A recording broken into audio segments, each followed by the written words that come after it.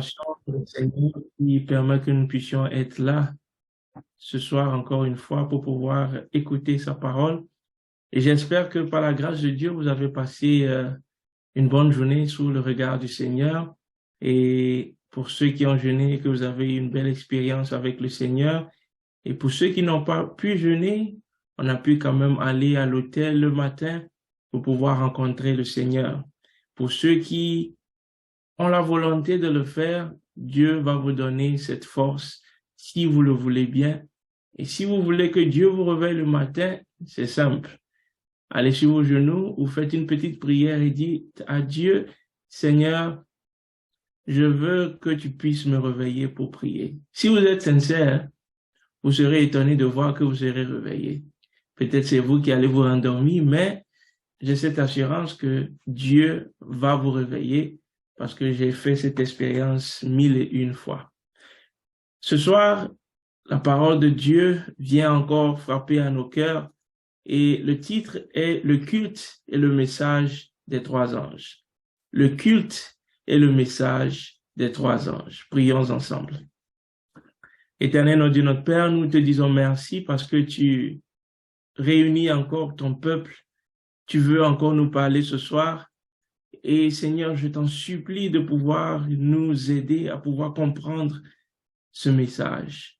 Elle est vaste, mais Seigneur, ici, tu veux nous faire comprendre l'importance et l'impact que notre vie de dévotion peut avoir sur ce message des trois anges et notre responsabilité.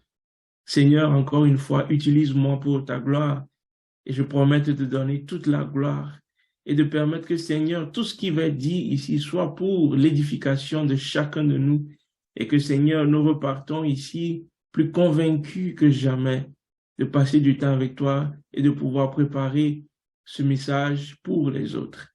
Béni sois-tu, au nom de Jésus, Amen. Le texte de base se trouve dans Apocalypse 14, le verset 7, qui nous dit, il disait d'une voix forte, craignez Dieu et donnez-lui gloire, car l'heure de son jugement est venue. Et adorez celui qui a fait les cieux et la terre.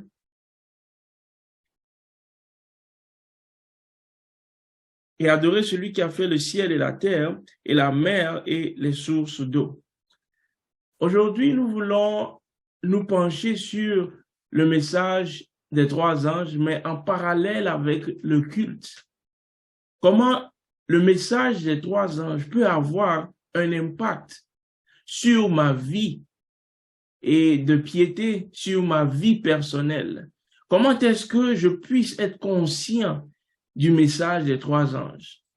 Vous savez, en tant qu'adventistes, nous portons un message. Et quand vous voyez le logo adventiste, quand vous voyez ces trois flammes qui symbolisent les trois anges, et avec la Bible qui est ouverte, pour pouvoir dire qu'en tant qu'adventistes, nous avons un objectif de pouvoir proclamer le message des trois anges.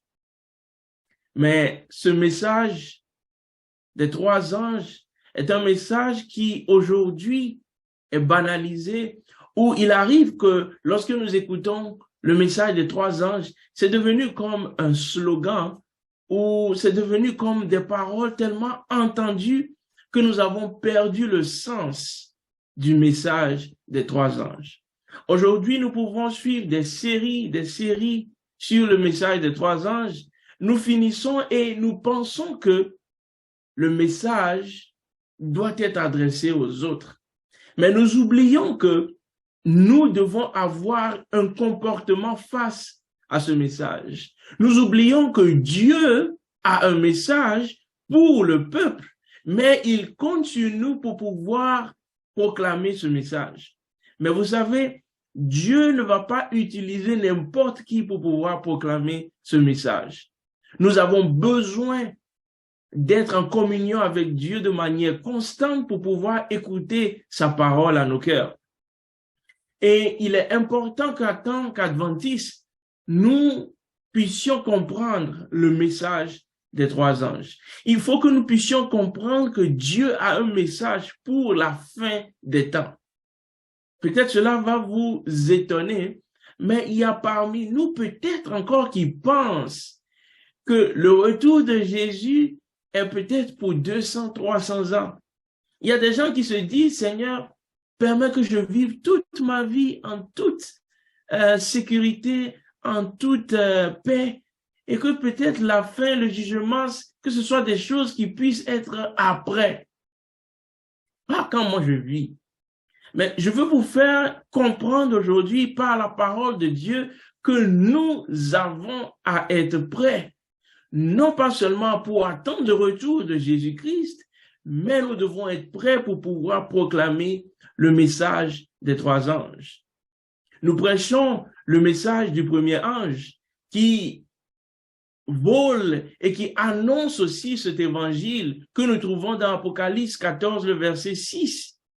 Et Apocalypse 14, le verset 6 nous dit, « Je vis un autre ange qui volait par le milieu du ciel, ayant un évangile éternel. » Nous devons comprendre que ce message, cet évangile éternel, est un évangile de la bonne nouvelle, du sacrifice que Jésus-Christ a fait pour nous. Et ce sacrifice-là nous donne le salut. Ce salut n'est pas par nos propres œuvres, mais c'est un don qu'on nous donne. Et pour cela, nous devons proclamer cet évangile et dire aux autres que Jésus-Christ est mort pour eux et qu'ils ont besoin également de pouvoir se préparer pour attendre Jésus-Christ. Et ce message, on dit que nous devons l'annoncer aux habitants de la terre, à toute nation, à toute tribu, à toute langue et à tout peuple. Tout le monde est concerné. Et qui doit proclamer l'évangile à tout ce monde? Dieu compte sur nous. Alors, ce qui m'intrigue ce soir, c'est que malheureusement, il arrive que les chrétiens adventistes que nous sommes, nous vivons comme si nous attendions qu'on nous prêche aussi l'évangile. Nous nous conformons au monde dans lequel nous vivons et nous pensons que le message sera proclamé par d'autres personnes. Tout ce que nous avons à faire, c'est de venir à l'église, c'est de pouvoir faire ce qu'on nous demande de faire, c'est de pouvoir écouter les sermons, c'est de pouvoir dire Amen et se donner cette impression que je suis à la bonne place. Mais nous oublions que nous avons un rôle actif à jouer dans la proclamation de cet évangile. Il est important pour chacun de nous de comprendre que Dieu nous rappelle.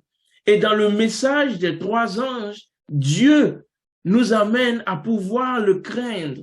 On nous exhorte à craindre le Seigneur qui a fait quoi? Qui a fait le ciel et la terre, la mer et les sources d'eau. C'est pour nous dire, chers frères et sœurs, que le monde est appelé à adorer le Seigneur. Vous savez, si nous vivons parce que nous devons adorer Dieu. Et nous devons des fois nous poser des questions de notre existence. Vous savez, ces versets nous rappellent que l'humanité est d'origine divine. Lorsque le message est donné par l'ange, de pouvoir appeler tout le monde à adorer celui qui a fait le ciel et la terre, la mer et les sources d'eau, ce n'est pas aussi pour pouvoir proclamer la théorie de l'évolutionnisme, mais c'est pour nous dire qu'il y a un Dieu qui a créé les choses.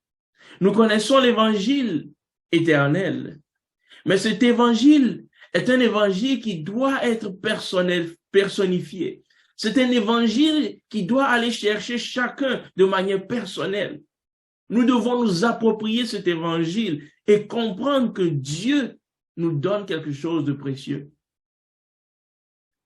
Pendant ces 10 jours, on nous demande de pouvoir revenir à l'autel. On nous demande de pouvoir y rester. Mais on nous demande encore ce soir de nous préparer. Préparer pour pouvoir proclamer l'évangile. Quelle était la dernière fois où nous avons demandé de manière vraiment incessante à Dieu? Nous avons demandé avec ardeur, avec vigueur à Dieu, Seigneur, donne-moi l'occasion de proclamer ton évangile. Vous savez, des fois, Peut-être vous l'avez vu ici, peut-être dans vos pays respectifs ou ailleurs, mais des gens qui sont peut-être dans le bus, qui sont peut-être au métro, qui sont à des endroits et qui prêchent la parole de Dieu. Des fois, on se dit, ah, ça, c'est pas notre style, on n'a pas besoin de crier sur d'autres personnes. Mais oublions toutes ces choses et regardons la sincérité, le courage que ces gens ont. Je me rappelle quand j'étais venu au début et que je prenais le bus chaque fois pour revenir du travail, il y avait ce monsieur qui avait fini son travail et qui était dans le bus. Et à un moment donné, il se levait et il commençait à parler. Qu'importe si les gens l'écoutaient ou pas. Vous savez, la société dans laquelle nous sommes, cela est un peu déplacé, cela est peut-être inapproprié, mais ce monsieur, cet homme âgé, prenait le temps de pouvoir expliquer certaines choses. Vous savez, des fois, je me disais, mais qu'est-ce que nous on fait? Est-ce que nous avons cette hardiesse de pouvoir proclamer l'évangile? Peut-être pas de cette manière, mais est-ce que nous avons cette envie de demander au Seigneur de nous mettre en contact, de nous donner des opportunités parce que le Seigneur appelle le monde à pouvoir l'adorer. C'est lui le Dieu créateur. Il n'est pas non seulement le Dieu créateur, mais il est celui qui nous a rachetés. Et c'est pour cela que, chers frères et sœurs, nous devons adorer le Seigneur. Nous devons prendre le temps de communier avec le Seigneur. Chers frères et sœurs, aujourd'hui, prêcher l'évangile est devenu des situations vraiment organisées par l'Église où le ministère personnel fait un programme et on partage des pamphlets, et puis après on attend des gens qui viennent et puis peut-être on a des baptisés et c'est fini. On est content, on est satisfait, on se dit que on a rempli la mission. Mais est-ce que réellement cette mission ne pouvait pas être plus multipliée que cela? Imaginez que chaque personne prenait le temps de pouvoir prier devant son autel. Chaque matin, Seigneur, fais de moi ton ouvrier. La moisson est grande, mais il y a peu d'ouvriers. On le répète tout le temps. Et on pense que les ouvriers, ce sont les pasteurs. On pense que oui, la fédération manque de pasteurs ou bien les pasteurs ne sont pas nombreux. Mais Dieu nous a appelés, chacun de nous à évangéliser. Il y a une chanson en anglais qui nous dit que oui, peut-être je ne peux pas prêcher comme Paul, mais je peux raconter à quelqu'un l'amour de Dieu. Peut-être je ne peux pas aller sur des kilomètres pour pouvoir prêcher l'évangile, mais je peux faire du bien à la personne qui est à côté de moi. Vous savez, c'est Dieu qui met en nous le savoir et le faire. C'est lui qui met en nous cette envie de pouvoir faire. Parce que des fois, on se dit, comment est-ce que je vais approcher les Québécois? Comment est-ce que je vais approcher mon voisin qui ne veut rien savoir de Dieu dans ce pays où on ne sait pas comment faire? Et si cette personne peut-être porte plainte parce que je le harcèle ou quoi que ce soit, mais vous savez, Dieu a les méthodes qu'il faut. Dieu les a.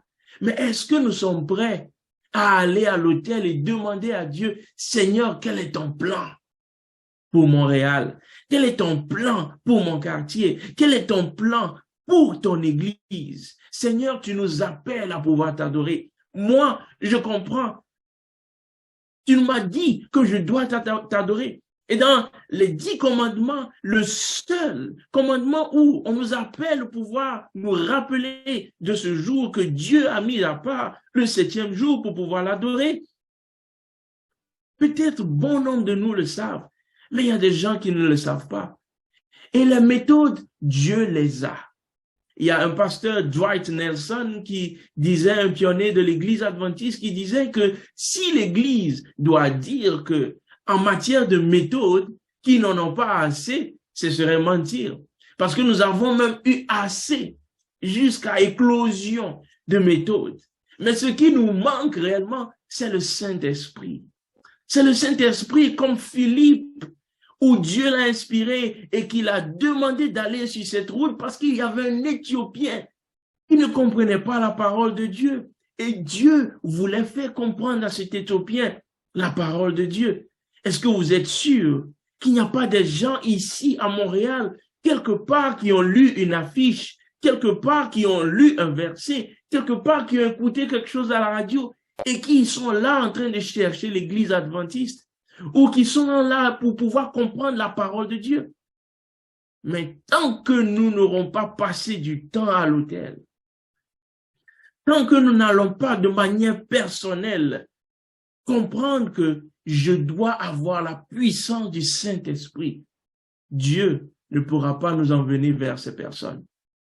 Parce que vous savez, ces personnes sont tellement précieuses pour Dieu que Dieu ne peut pas envoyer n'importe qui vers ces personnes. Dieu ne veut pas que nous puissions lui faire honte. Dieu veut compter sur des hommes et des femmes, comme on l'a vu hier, des personnes qui vont appeler le péché par son nom, des personnes qui seront fidèles, comme le soleil fidèle à se lever et à se coucher, des hommes et des femmes, des jeunes et des enfants qui pourront aussi reproduire le caractère de Dieu en eux. Chers frères et sœurs, Dieu nous a donné plusieurs occasions. Je vous l'assure, Dieu nous donne plusieurs occasions, mais nous n'arrivons pas à les cerner. Nous n'arrivons pas à les cerner. Combien d'occasions, je me rappelle personnellement que Dieu m'a donné, mais j'ai manqué de faire un suivi parce que j'ai pris ces choses à la légère. Des fois, vous rencontrez des personnes et Dieu vous donne seulement cette seule occasion. Parce que vous n'avez pas donné peut-être 2 numéros de téléphone, parce que peut-être vous n'avez pas voulu faire un suivi. La séance est bien passée, vous étiez vraiment bien, la personne a voulu bien comprendre, mais il n'y a pas eu de suivi. Des fois, je demande au Seigneur, Seigneur, pardonne-moi parce que peut-être je n'ai pas compris ce que je fallait faire.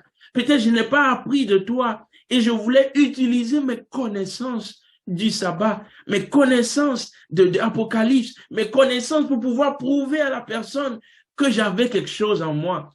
Et je demande des fois pardon à Dieu parce que Seigneur, tout ce que j'avais besoin peut-être de dire à cette personne, tu sais mon frère, tu sais ma soeur, Dieu t'aime. Et Dieu connaît tes soucis. Est-ce que tu veux qu'on puisse faire une prière? Est-ce que je peux t'aider à faire quelque chose? Dieu a les méthodes qu'il faut. Mais des fois, lorsque Dieu nous donne des opportunités, on se tape la poitrine et on se dit, je sais ce que j'ai à dire. Je sais ce que j'ai à dire. Je vous raconte cette histoire aussi de ce jeune homme et sa femme qui voulaient comprendre tellement l'évangile. Pas pour faire une discrimination aussi de religion, mais c'est une histoire vraie qui s'est passée. Et là, ce monsieur, à un moment donné, a eu la visite d'un pasteur adventiste et il visitait aussi les témoins de Jéhovah. Et à un moment donné, il a commencé à discuter. Et aujourd'hui, il va avec l'adventiste, il comprend. Demain, le témoin de Jéhovah vient et puis tout change. Il se dit que non, celui de témoin de Jéhovah fait plus de sens. Et c'était comme ça. À un moment donné, il s'est dit non, je ne peux pas continuer ainsi. Alors, il a appelé les deux. Il dit, vous savez, on va faire une assise, on va parler et chacun de nous va donner son point de vue. Et là, les témoins de Jéhovah, qu'est-ce qu'ils ont fait? Ils ont appelé c'est comme si on se dit, on est là à la fédération, et puis on appelle un pasteur de la conférence générale ou de la division. Et le pasteur en question qui devait donner les études bibliques a eu une réunion et malheureusement, il ne pouvait pas être là. Et il a demandé à l'ancien de pouvoir le faire. Et l'ancien a prié, Dieu a dit, est-ce que je suis capable de pouvoir représenter l'Église? Et le pasteur lui dit, je sais que tu es capable de le faire et tu le feras. Et la séance est tenue. Il y avait beaucoup de gens qui étaient là pour pouvoir écouter. Et là, cet homme était seul. Et quand il est rentré dans la salle, il y avait beaucoup de monde qui était là. Et ils ont commencé la discussion et chacun donnait son point.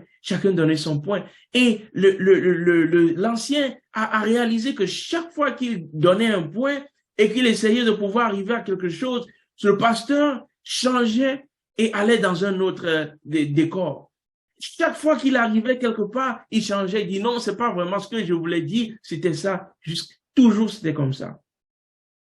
Et à un moment donné, vous pouvez couper tout court l'histoire, il a fait une prière silencieuse, il a dit, Seigneur, interviens maintenant. Pour ta gloire, Seigneur, s'il te plaît, interviens. Et là, tout ce qui lui est venu en tête, c'est de proclamer la bonne nouvelle. Et il a commencé à expliquer comment Jésus-Christ est venu descendre ici sur cette terre pour pouvoir mourir pour nous. Comment Jésus-Christ a vécu sur cette terre, il s'est humilié. Comment il est même allé jusqu'à la croix pour payer le prix pour nous. Et à la fin, il a fait cet appel que ce Dieu que nous servons, ce Dieu veut que nous puissions lui l'adorer, comme il a dit dans la Bible. Il est venu pour nous, il est venu mourir pour nous, et il veut que nous puissions l'adorer comme la Bible dit. À un moment donné, l'autre, le pasteur a voulu aussi rétorquer pour dire non, on peut adorer Dieu à n'importe quel jour. Et le monsieur en question s'est levé et il dit, je crois que c'en est assez et je vais suivre le Dieu de cet ancien et le Dieu de l'Église adventiste. Vous savez, ce jour-là, l'honneur et la gloire appartenaient à Dieu. Non pour pouvoir lever haut l'Église, non pour pouvoir dire que notre Église est la meilleure. Mais vous savez, nous avons un message. Nous avons un message. Cela ne veut pas dire que tous les adventistes sont parfaits. Vous voyez dans nos églises. Oui, comme on l'a dit hier, nous avons des hôpitaux spirituels. Toutes ces personnes, Dieu veut que nous puissions venir tels que nous sommes, pas pour rester comme nous sommes, mais pour être transformés par son Saint-Esprit. Mais nous avons un message. Et ce message, nous devons la proclamer aux gens. Ce soir, je veux vous inviter à rester et à demeurer à l'autel. À chaque fois de pouvoir vivre en ayant à l'esprit que nous avons un message à donner aux gens. Ce message a un caractère sacré et cela interpelle les vrais disciples à Dieu à rejeter toute forme de culte et de croyance d'origine humaine non fondée. Vous savez, des fois, ça me rend triste quand les gens vont sur YouTube et ils vont suivre des vidéos et des vidéos et ils collectionnent des idées, ils collectionnent des arguments et ils viennent devant et parler. Ça me fait mal parce que nous oublions l'autel. Nous oublions l'autel et malheureusement, nous suivons n'importe quelle sorte de croyance aujourd'hui. Parce qu'on pense que quelqu'un dit quelque chose qui semble vrai et nous oublions que dans tout ce que la personne dit, des fois, il y a des erreurs. Mais Dieu veut que nous puissions venir à l'autel. Je mets toujours tout le monde en défi pour dire que nous pouvons expliquer la Bible par elle-même. Nous pouvons comprendre par la parole, par la puissance de Dieu, la parole. Parce que cette parole est inspirée pour instruire, pour convaincre, pour corriger, pour nous instruire, pour nous diriger dans la voie à suivre. Chers frères et sœurs, Dieu veut que nous puissions nous ressourcer. Nous ne pouvons pas aussi utiliser ou bien fonder nos croyances sur des choses, des doctrines au hasard. Non. Dieu nous demande de pouvoir quitter Babylone, de ne pas nous associer à Babylone. Quand vous écoutez, vous lisez dans Apocalypse 18, verset 4, ce message est solennel et c'est un appel pressant. Mais il arrive qu'aujourd'hui, nous ne réalisons pas. Et vous savez pourquoi? Parce que nous ne sommes pas à l'autel. Quand Élisée était entouré, à un moment donné, on voulait le tuer. Dieu a ouvert les yeux pour qu'il puisse voir tous les chars qui étaient devant lui. Tout comment ces chars pouvaient le protéger. Et là, il a eu cette conviction. Pas pour lui, mais pour son serviteur. Chers frères et sœurs, aujourd'hui, nos yeux spirituels, nous sommes aveugles. Nous sommes aveugles. Nous avons tellement cajolé le péché, nous avons tellement été proches au péché que nous n'arrivons plus à savoir c'est quoi le péché. Nous n'arrivons plus à savoir c'est quoi le péché. Et qu'est-ce qu'on dit souvent? Qu'est-ce qu'il y a de mal à ce qu'on fait? Mais si nous voulons adorer Dieu comme ça, qu'est-ce qu'il y a de mal? Ah oui, l'Église, les choses évoluent. Donc, on peut trouver des manières pour pouvoir mieux adorer le Seigneur. Ou bien, l'Évangile peut être présenté d'une autre manière. Oui, le monde évolue. Dieu ne nous demande pas d'être aérés dans le monde dans lequel nous vivons. Mais n'oublions pas une chose. Dieu demeure le même hier, aujourd'hui et éternellement. Quelque chose qui ne change pas, c'est Dieu. Il est l'alpha et l'oméga. Il est le tout, il est l'existence même. Et rien ne change. Si la loi de Dieu n'a pas changé, si Christ est venu mourir pour nous, c'est parce que Dieu n'a même pas retiré un iota de sa loi. Quand il a dit le salaire du péché, c'est la mort, quelqu'un devait mourir. Dieu n'a pas changé quoi que ce soit, même pour son Fils unique.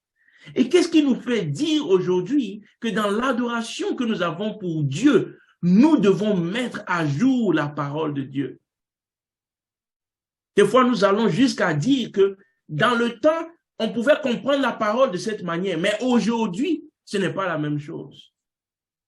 Vous écoutez des fois les gens dire que la loi a été abolie, que maintenant on est sous la grâce et on peut faire ce qu'on veut.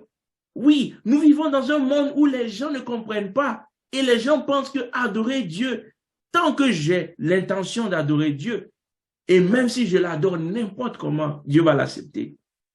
Même si je vis dans la désobéissance, même si je vis dans l'adultère, même si je vis dans la fornication, même si je vis dans le mensonge, dans l'hypocrisie, Dieu va accepter mon adoration parce que je le fais de tout mon cœur.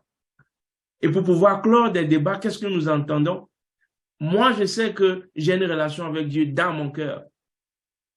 Mais nous oublions que cette relation est à l'autel.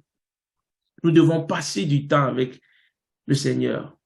Et le troisième message de l'ange est un résumé qui comprend le premier et le deuxième message.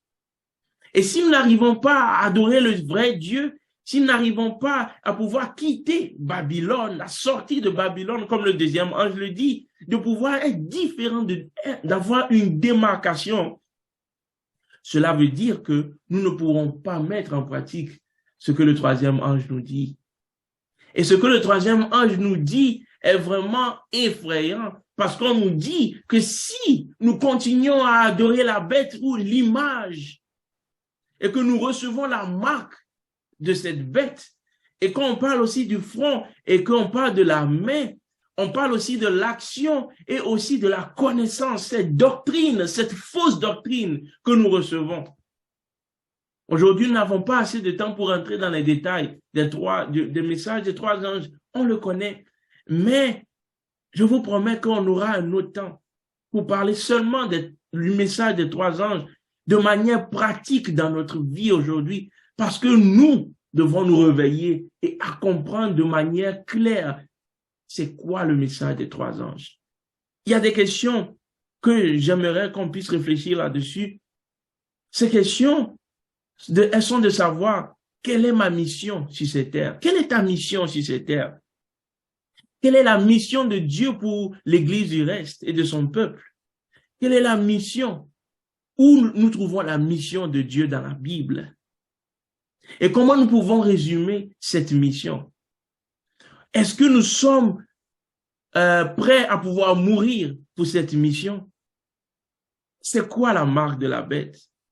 Comment nous pouvons prouver dans la Bible la marque de la bête? Ce sont des questions simples. Mais si nous pouvons répondre à ces questions, nous pouvons avoir un message à proclamer. Ce message n'est pas dans le but de pouvoir dénoncer ou targeter certaines personnes pour pouvoir dire que nous sommes en train de pouvoir insulter des gens. Non. Mais le Seigneur a un message. Et quand le Seigneur a un message, le Seigneur ne donne pas son message dans l'insulte.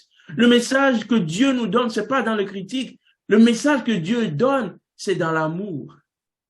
Et le message des trois anges doit être donné dans l'amour. Mais vous savez, quelque chose que j'ai remarqué aujourd'hui quand je faisais ma vigile matinale personnelle, Quand vous allez lire dans Jean, au chapitre 6, 7, Jésus était en train de parler, et à un moment donné, Jésus a été vraiment cru sur son message. Et on nous dit que beaucoup de disciples qui le suivaient l'ont laissé. Parce qu'ils disaient, mais qui peut aussi faire, ou bien qui peut aussi aller avec ce message? Et qu'est-ce que Jésus a fait?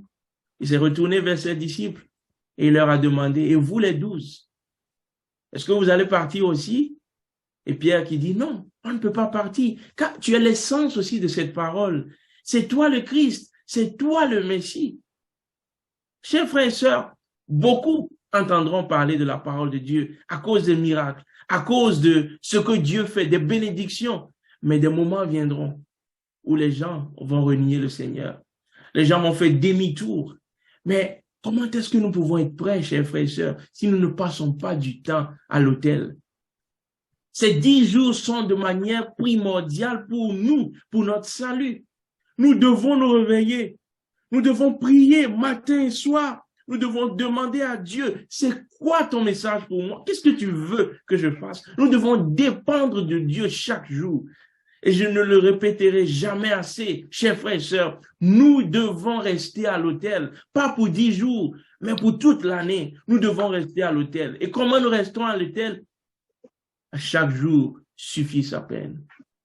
Ne pensez pas à 10 ans, 5 ans, non. Tout ce qui m'importe, moi, présentement, c'est comment est-ce que je veux finir cette journée? Est-ce que je vais la finir à l'autel? Et demain matin, Seigneur, donne-moi la force pour que je puisse me réveiller, pour commencer ma journée avec toi. Et demain matin, quand je me réveille, que je finis ce temps avec Dieu, cette qualité de temps, alors je remets ma journée entre les mains de Dieu. Je suis ouvert aux opportunités et je vis en conformité avec la parole de Dieu. Je vis pour ne pas tomber dans le péché. Et quand la journée finit et que je fais aussi un récapitulatif, je dis gloire à Dieu. Parce que Seigneur, tu m'as guidé durant cette journée. Merci Seigneur. Et je fais le point de cette journée. Et s'il y a des choses que j'ai encore améliorées, je pars à l'autel. Je dis Seigneur, je ne peux pas l'améliorer de moi-même. Aide-moi à m'améliorer. Et chaque fois, au jour le jour, je ne pense pas à 3 jours, 4 jours. Tout ce qui m'importe, c'est au jour le jour. Et ainsi, je demeure à l'autel. Et je reçois la puissance du Saint-Esprit pour pouvoir travailler. Chers frères et sœurs, nous devrons porter haut et fort le message des 3 anges. Mais n'oublions pas que nous avons une vie de piété à mener. Quel est l'impact du message des 3 anges dans ma vie? Et comment est-ce que je m'apprête à l'autel pour pouvoir proclamer ce message? Chers frères et sœurs, aujourd'hui, le Seigneur veut que nous puissions encore prier. Le Seigneur veut que nous puissions l'adorer. Le Seigneur veut que nous puissions rester à l'autel parce que nous avons une mission, chers frères et sœurs. Revenir à l'autel est bien. Dieu nous cherche, c'est bien. Dieu veut que nos familles aussi s'apprêtent. Dieu veut que nous puissions passer du temps, l'éducation des enfants et toutes ces choses. Mais n'oublions pas, toutes ces choses est dans le but de nous préparer pour le salut. Mais avant cela, nous avons une mission sur cette terre de pouvoir proclamer l'évangile, de pouvoir proclamer le message. Mais si je ne vis pas en conformité à la parole de Dieu, Dieu ne peut pas compter sur moi pour pouvoir emmener d'autres âmes. Mais n'oublions pas, pendant que moi je suis là et que je ne veux rien faire, n'oublions pas que quand les moments difficiles viendront, je ne pourrai pas résister parce que je n'ai pas appris à rester à genoux devant l'autel. Je n'ai pas appris à m'humilier devant l'autel. Dieu a dit que si je m'abaisse, je m'humilie devant lui, lui, il va me relever et il va me tenir debout et il va me tenir ferme lorsque l'ennemi viendra avec ses assauts. Nous devons prier encore ce soir. Nous devons demander au Seigneur de nous écarter de toutes ces idées, ces sophismes humains, ces mensonges, beaucoup de choses que les médias nous nourrissent avec beaucoup de choses. Dieu nous dit de pouvoir nous écarter de ces choses. C'est la vérité présente. Le message est transmis de manière claire, avec clarté, avec une grande puissance. Nous devons nous saisir de cette occasion. À présent, nous allons prier, chers frères et sœurs, car le Seigneur nous dit de venir, de nous prosterner devant lui de pouvoir l'adorer et de pouvoir proclamer son évangile. Nous allons demander au Seigneur qui nous donne la force de pouvoir le craindre et qui nous amène à pouvoir comprendre c'est quoi craindre Dieu et de lui donner gloire. Le jugement, l'heure du jugement est venue et Dieu veut que nous puissions aller au ciel. Dieu veut que nous puissions nous apprêter, nous et nos proches. Il veut que nous puissions nous prosterner devant lui matin et soir pour pouvoir l'adorer, celui qui a fait le sabbat, celui qui a créé toutes choses, celui qui est notre créateur et notre rédempteur. Prions le Seigneur de manière individuelle.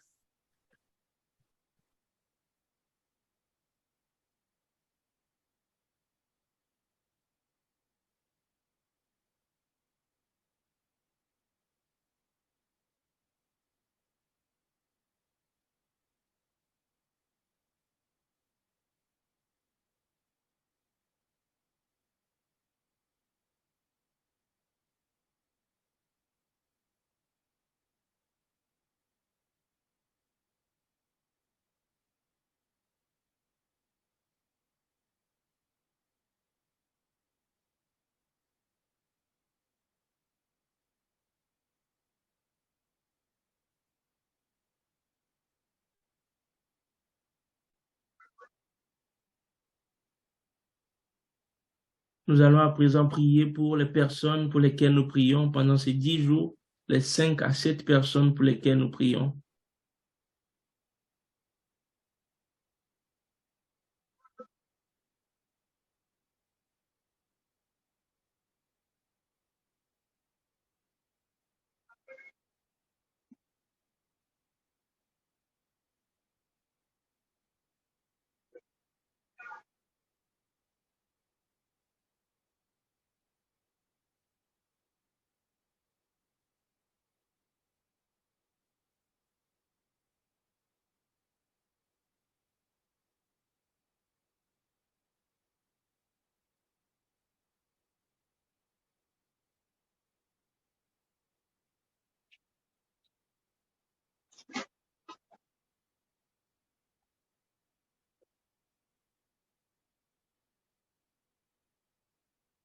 Grand Père Céleste, nous te disons merci parce que tu es encore fidèle, tu as été fidèle encore ce soir.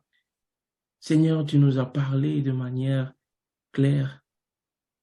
Seigneur, nous avons une mission. Nous ne sommes pas dans ce monde pour aller à l'église et revenir à la maison. Nous ne sommes pas dans ce monde pour pouvoir voir nos enfants grandir, être prospères dans ce monde.